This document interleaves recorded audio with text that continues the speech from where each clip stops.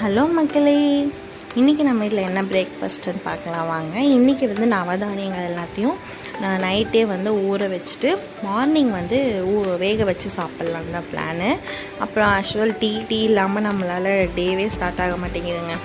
அது கூட பார்த்திங்கன்னா ராகி ரொட்டி பண்ணலான்னு சொல்லி ரெடி பண்ணிகிட்டு இருந்தாங்க. அதுக்கு தேவையான அளவு ராகி மாவு, உப்பு, வெங்காயம், கருவேப்பிலை, கொத்தமல்லி, பச்சை மிளகாய், முருங்கைக்கீரை போட்டால் ரொம்பவும் ஹெல்த்தி. ஆனால் முருங்கைக்கீரை கிடைக்கல, அதனால் நான் இதை மட்டும் போட்டு செஞ்சுட்ருந்தேன். இதான் மார்னிங் எங்களோட breakfast. Monthly once second Saturday என் ஹஸ்பண்டுக்கு லீவ் கிடைக்கும். அந்த செகண்ட் சாட்டர்டேவும் சண்டேவும் 2 நாள் எங்கேயாவது ட்ரிப் போகலாம் அப்படின்னு சொல்லிட்டு 1 வீக் முன்னாடியிருந்தே பிளான் பண்ணிட்டு ஒரு வழியாக 1 வீக் ஃபுல்லாகவே பிளான் பண்ணி ஒரு முடிவுக்கு வந்திருக்கும் போது வெள்ளிக்கிழமை நைட் சொல்லுவாங்க, பாப்பா வேறு ரொம்ப குட்டியாக இருக்காங்களே, 3 months தான் ஆகுது, நம்ம எப்படியும் மேனேஜ் பண்ண முடியும், தம்பியும் பார்த்துக்கணும், பாப்பாவே பார்த்துக்கணும், அது இல்லாமல் எங்கே போகிறதுன்னு தெரிய மாட்டேங்குது அப்படிங்கிற மாதிரி சொல்லுவாங்க பாருங்கள். அப்படியே என்ன பண்ணுறதுன்னு எனக்கே தெரியாது. இதை முன்னாடியே சொல்லியிருந்தால் நான் எந்த ஒரு பிளானும் இல்லாமல் நான் பாட்டுக்கு இந்த தானியங்கள் எல்லாத்தையும் வேக வச்சு கொடுத்தாச்சு. அவங்களுக்கு இந்த பச்சை வெங்காயம் கட் பண்ணி போட ரொம்ப பிடிக்கும்.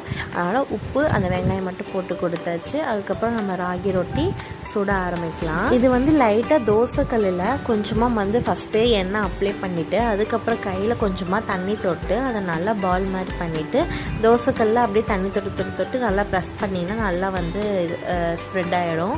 அப்புறம் இது மீடியம் ஹீட்டில் தான் நீங்கள் நல்லா வேக வைக்கணும். அப்போ தான் உள் சைடில் நல்லா வேகும். அது இல்லாமல் அந்த தோசை கரண்டியில் அந்த சைடில் கொஞ்சம் குத்தி விட்டிங்கன்னா உள்ளெல்லாம் நல்லா வெந்துடும். கொஞ்சம் ஆயில் விட்டு நல்லா பொறுமையாக வேக வச்சு எடுத்திங்கன்னா ரெடி ஆகிடும். இது கூட தேங்காய் சட்னி தான் சூப்பராக இருக்கும். ஏன்னா எங்களுக்கு அதுதான் பிடிக்கும். அப்புறம் தஷ்வினுக்கு இன்றைக்கி ஆரஞ்சு ஜூஸ், அவருக்கு ஆரஞ்சு ஜூஸ்னால் ரொம்ப பிடிக்கும். மற்ற ஜூஸ் குடிக்கிறதுனாலேயும் ஆரஞ்சு ஜூஸ் ரொம்ப பிடிப்பான். அதனால் ஆரஞ்சு ஜூஸ் அவன் கேட்டே இருந்தான் சொல்லிட்டு அவனுக்கு ரெடி பண்ணியாச்சு. அவனால் ஆர்வம் தாங்க முடியல. அப்புறம் மதியானம் என்ன பண்ணேன்னு பார்த்தீங்கன்னா காலிஃப்ளவர் இருந்துச்சு.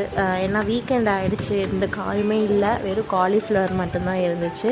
அதை சிக்கன் கிரேவி மாதிரி பண்ணியிருந்தேன். இந்த ரெசிபி வேணும்னா சொல்லுங்கள், நான் போடுறேன். ஆஸ் யூஷுவல் வெங்காயம், தக்காளி, இஞ்சி பூண்டு பேஸ்ட் மட்டும்தான் போட்டிருந்தேன். இது நான் மல்லித்தூள் அரைச்சேன்னு சொன்னேன்ல, குழம்புத்தூள், அது மட்டும்தான், அந்த மசாலா மட்டும்தான் போட்டு வச்சுருந்தேன். உண்மையாலுமே சூப்பராக வந்துருந்துச்சு. அதுக்கப்புறம் ஒயிட் ரைஸு, ரசம், அவ்வளோதான் நம்மளோட லஞ்ச் மெனு முடிஞ்சது. இந்த வீடியோ பிடிச்சிருந்தால் மறக்காமல் நம்ம சேனல் லைக் பண்ணிவிட்டு சப்ஸ்கிரைப் பண்ணிக்கோங்க. நெக்ஸ்ட் வீடியோவில் பார்க்கலாம். பாய் டு ஆல்.